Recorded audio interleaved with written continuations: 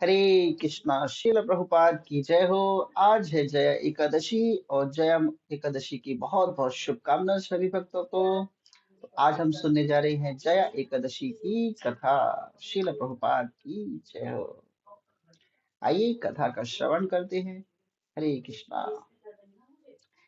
जया एकादशी। भविष्योत्तर पुराण में भगवान श्री कृष्ण और महाराज युधिष्ठिर के संवाद में इस एकादशी का वर्णन आता है।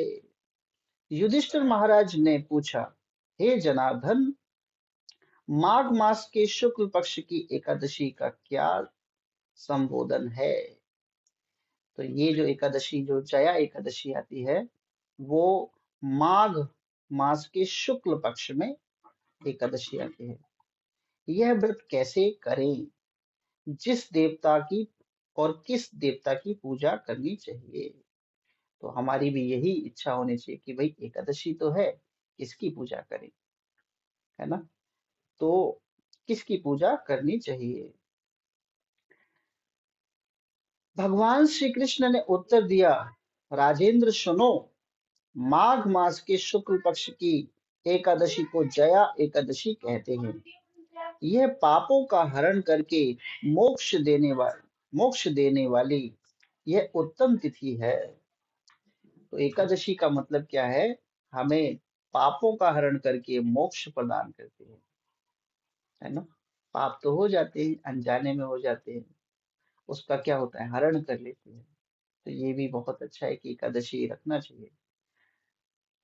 कोई कहे कि हमसे तो पाप ही नहीं होते, तो कई तरीके से पाप हो जाते हैं। जैसे हम सब्जी बना रहे हैं, उसमें जल में भी जीव होते हैं, तो गर्म पानी पी रहे हैं, है ना? चलते फिरते कीड़े मकोड़े मर जाते हैं। ये भी छोटे छोटे पाप हैं। लेकिन जो एकादशी रखता है वो पापों से मुक्त हो जाता है। नहीं रखने वाले को, उनको भी इन कष्टों को भोगना पड़ता है। तो सब पापों का हरण करके मोक्ष देने वाली यह उत्तम तिथि है। जो कोई भी इस व्रत का पालन करेगा, उसे पिशाच योनि प्राप्त नहीं होगी। सबसे पहला बेनिफिट कि वो भूत नहीं बनेगा। तो ये जानना चाहिए, देखना चाहिए कि कोई मर जाता है तो पिशाच योनि में जाता है, लेकिन जो एकादशी रखता है वो भूत नहीं बनता, पिशाच योनि नहीं बनता। हरि बोल। कम से कम पिशाच योनि से तो बचेंगे, इसलिए एकादशी रखो। भूत तो नहीं किसी को बनना। हरि बोल। हाँ, भूत नहीं बनना है, इसलिए एकादशी रखनी है। तो पिशाच योनि प्राप्त नहीं होगी, इसलिए प्रयत्न पूर्वक इस जया एकादशी का पालन करना चाहिए। प्राचीन काल में स्वर्ग के देवराज इंद्र प्राचीन काल में स्वर्ग में देवराज इंद्र का राज था।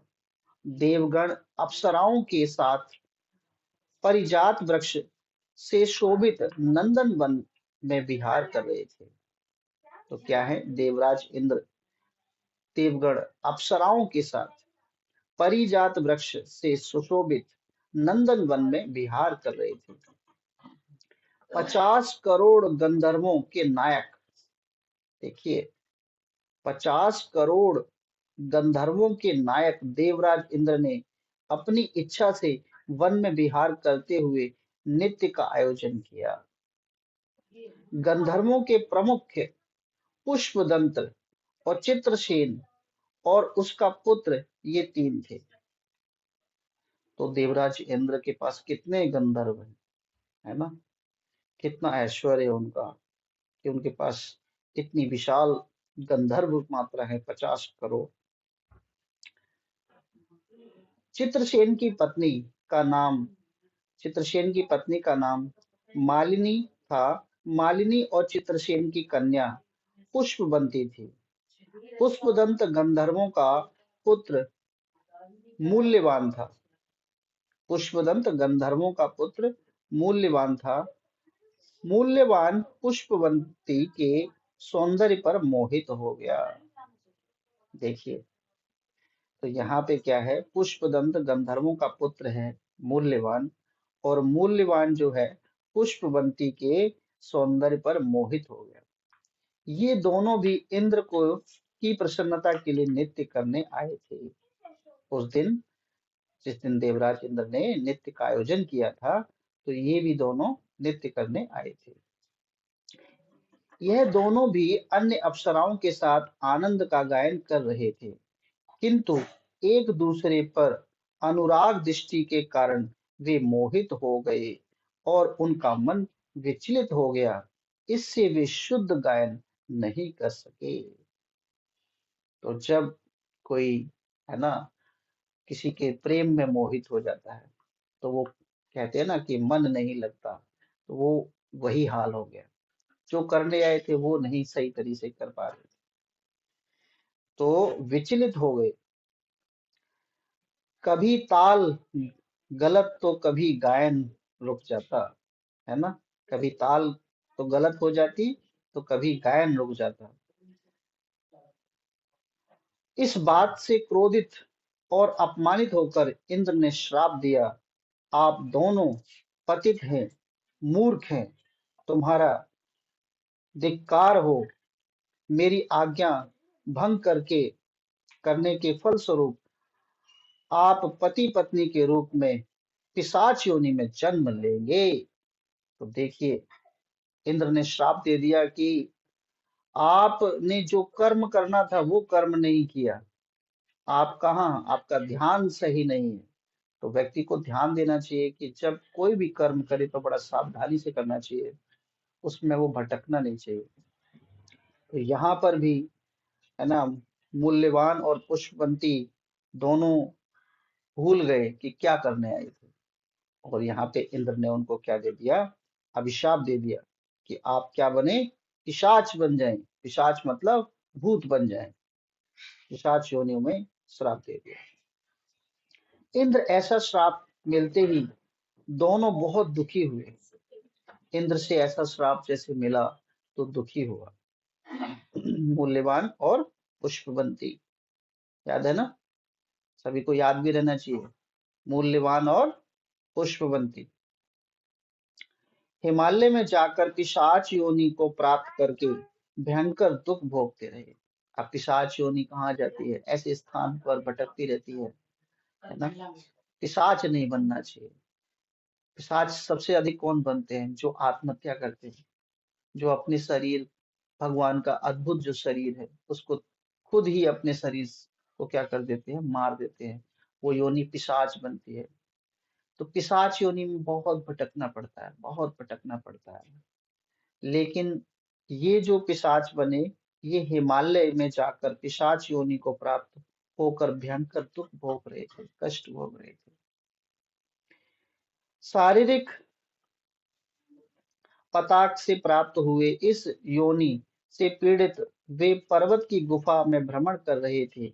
एक दिन पिशाच योनि एक दिन पिशाच पति से अपनी पत्नी से पूछा। अब आपसे मैं पूछता हूँ, यहाँ पे पिशाच पति कौन है? देखते हैं कितना ध्यान से सुन रहे कथा। पिशाच पति का नाम क्या है?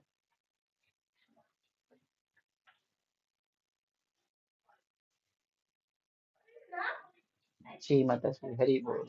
और पिशाच पत्नी कौन है?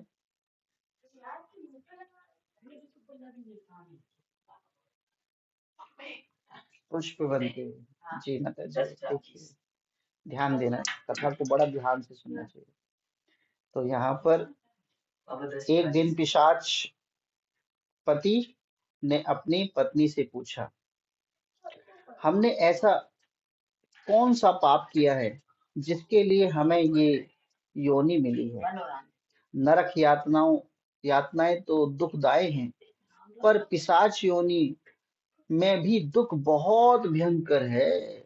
नरक यातना तो ठीक है, दुखदाई है ही, लेकिन पिशाच योनि तो उससे भी ज्यादा दुखदाई है, भयंकर है। इसलिए पूर्ण प्रयत्न से इस पाप से छुटकारा प्राप्त करना चाहिए।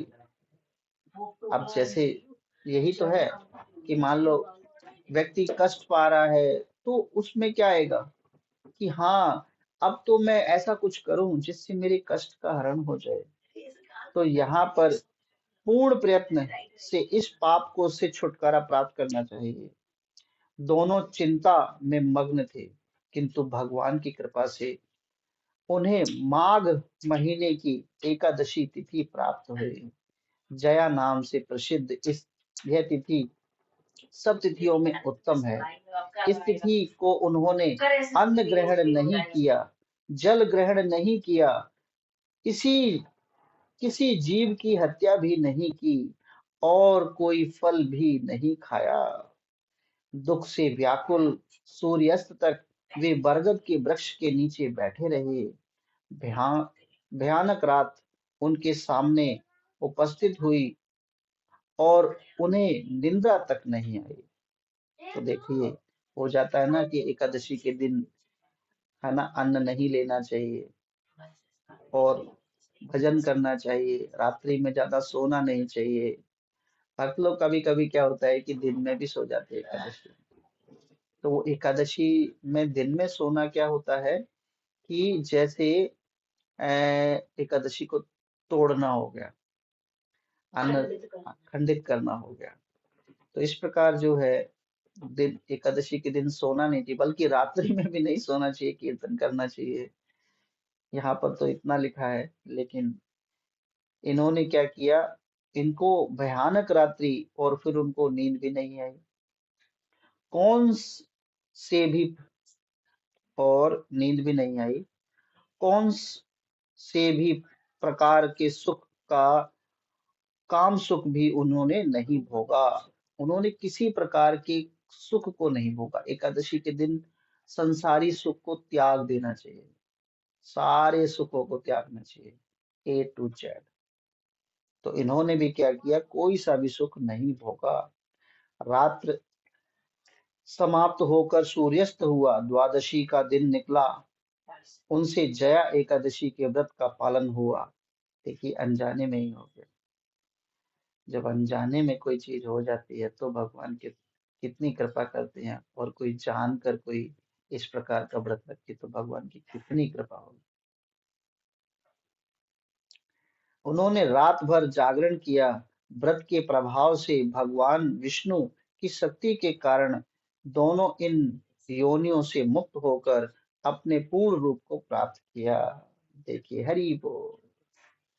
तो इस प्रकार क्या हुआ, व्रत रखने से वो भगवान विष्णु की कृपा जो हुई, भगवान विष्णु ने क्या किया, इन योनि को मुक्त कर दिया। न जाने कितनी योनि में, पिशाच की योनि में रहना पड़ता है ना। उनके हृदय से फिर उनके हृदय से फिर से पहले अनुराग उत्पन्न हुआ। कालांतर से शोभित होकर विमान में विराजमान होकर स्वर्ग लोग गए। तो ये देखिए, विमान में विराजमान होकर स्वर्ग लोग गए। देवराज इंद्र के सामने प्रसन्नता पूर्वक उन्होंने सादर प्रणाम किया। उन्हें पूर्ण रूप में देखकर इंद्र को आश्चर्य हुआ और उन्होंने पूछा कि किस पुण्य के प्रभाव से आप पिशाच योनि से मुक्त हुए हैं। मुझसे श्राप पाकर भी आप कौन से देवता के आश्रय से श्राप से मुक्त हो गए। मूल्यवान ने कहा, हे स्वामी, भगवान वासुदेव की कृपा से तथा जया एकादशी के व्रत से हम पिशाच योनि से मुक्त हो गए हैं।